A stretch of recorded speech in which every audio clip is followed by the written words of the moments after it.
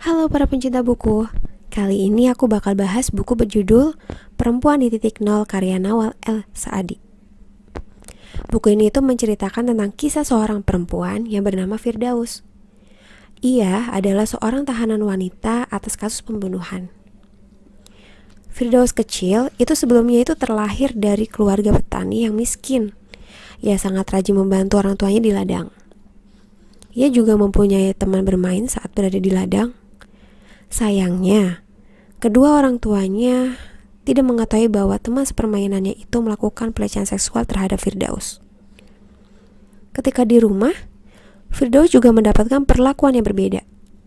Contohnya, ketika tidur, Firdaus tidur di lantai dan orang tuanya di kasur. Ketika makan, ayahnya selalu menjadi prioritas. Bahkan saat musim dingin, ia selalu kedinginan karena harus mengalah agar ayahnya tetap hangat. Ketika orang tuanya meninggal, Firdaus diasuh oleh pamannya di Kairo. Firdaus disekolahkan sampai tingkat menengah. Dengan jasanya, Firdaus selalu mendapatkan pelecehan seksual dari pamannya. Dan Firdaus menganggap hal itu wajar, karena pamannya telah membiayai hidup dan sekolahnya.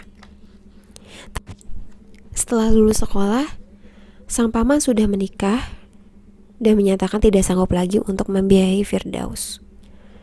Kemudian, ia mengirimkan Firdaus untuk menikah dengan lelaki tua yang mempunyai nanah di wajahnya.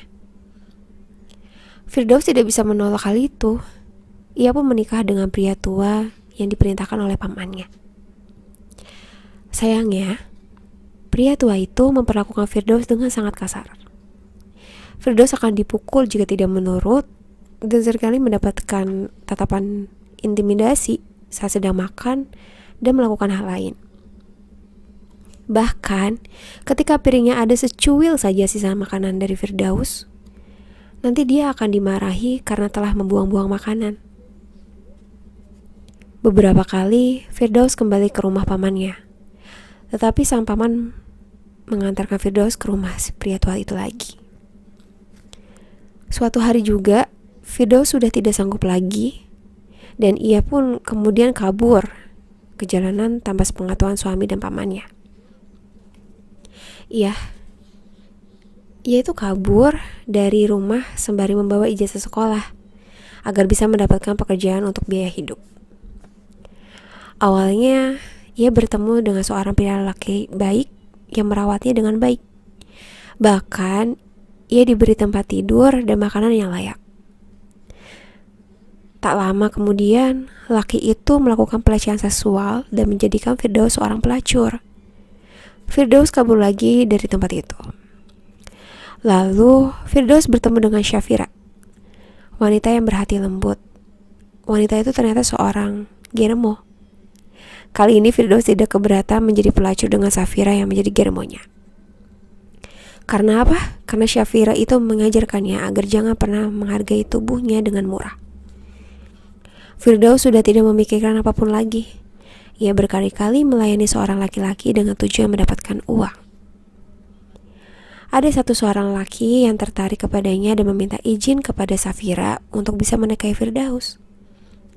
Tetapi saat menawar, sang laki itu justru melakukan pelecehan seksual terhadap Syafira. Dan Firdaus mendengar hal itu. Firdaus pun pergi meninggalkan Syafira. Ia pergi jauh tanpa pernah mengerti arah dan tujuan. Kemanapun ia pergi, Firdaus selalu terjerumus ke dunia pelacur dan bertemu dengan seorang germo, sampai ia menjadi pelacur paling mahal di Kairo. Seringkali ia melayani para politisi negara dengan bayaran mahal yang ditetapkan oleh dirinya sendiri.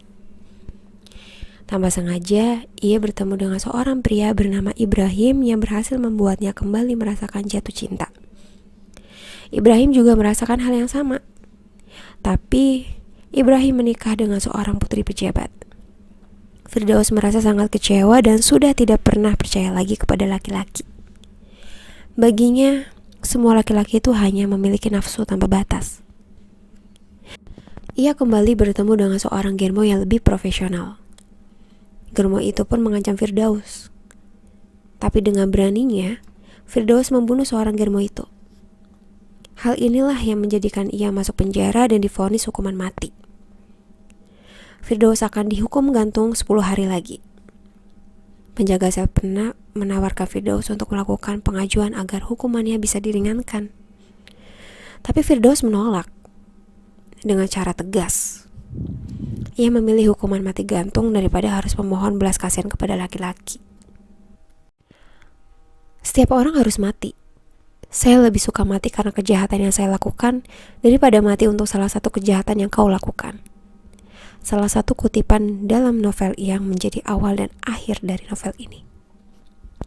Novel ini tuh seolah menjadi suara bagi kaum perempuan yang hidup di dunia patriarki. Mereka selalu dianggap lemah dan disepelekan. Seberapa cerdas dan cekatan seorang perempuan itu, ia tidak pernah dianggap. Hak-hak perempuan yang kurang terjamin, kebebasan yang terkekang, dan segala diskriminasi lain yang membatasi lingkup gerak perempuan. Sampai jumpa di buku berikutnya ya.